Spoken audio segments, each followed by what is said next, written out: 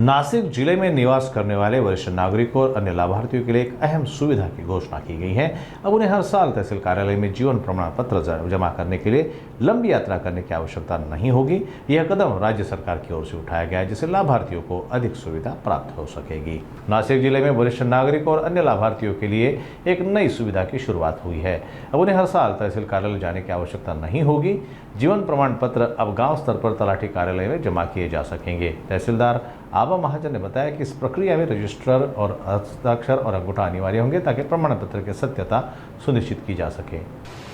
येवला तालुक्यामध्ये सामाजिक अर्थसहाय्य योजनेअंतर्गतचे जे लाभार्थी आहेत, संजय गांधी निराधार योजना, इंदिरा गांधी निराधार योजना किंवा श्रावण बाळ निवृत्ती वेतन योजना, अशा स्वरूपाच्या जे लाभार्थी आहेत यांना हयातीचे दाखले हे तहसील कार्यालयात जमा करावे लागतात।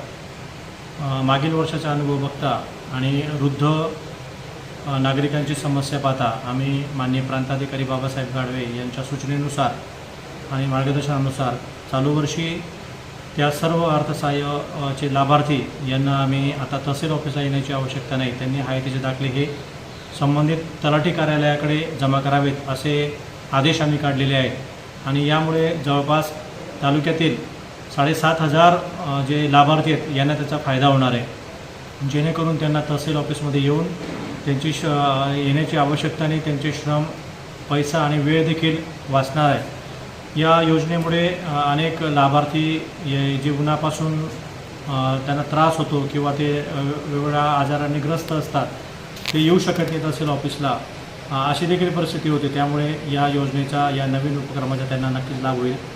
सामाजिक अर्थसहाय्य योजनेच्या लाभार्थ्यांना मी पुन्हा या निमित्ताने विनंती करतो की आपण असे हयातीचे दाखले जमा करण्यासाठी तहसील कार्यालयात येऊ नये, आपण आपल्या संबंधित गावच्या तलाठी यांना संपर्क साधून त्या ठिकाणी जमा करायचे आहेत। त्या ठिकाणी आम्ही सर्व तलाठी यांना रजिस्टर यादी पुरवलेली आहे, त्या रजिस्टरवर आपला अंगठा आणि स्वाक्षरी करायची आहे आणि हयातीचा दाखला जमा करायचा आहे।